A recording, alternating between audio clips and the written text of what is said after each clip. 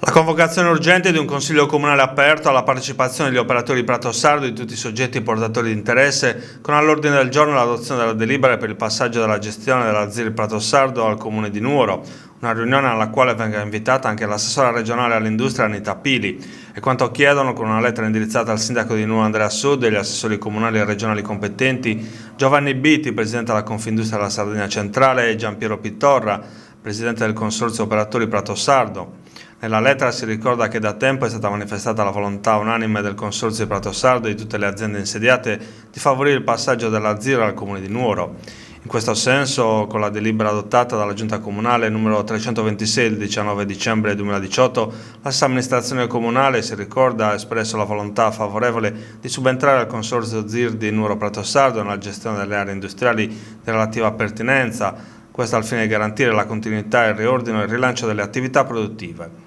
Senza dimenticare che con la delibera 63-6 del 20 febbraio 2018 la Giunta regionale ha approvato il piano di liquidazione del Consorzio ZIR Nuoro Pratosardo, stanziando anche le risorse al fine di definire i contenziosi pendenti e facilitare il passaggio dell'area al Comune. L'amministrazione comunale ha anche adottato con la delibera numero 220 del 16 luglio 2019, firmata dall'assessore alle attività produttive, il pacchetto Pratosardo, in cui si ribadisce la volontà del Comune di Nuoro di subentrare nella gestione del Consorzio.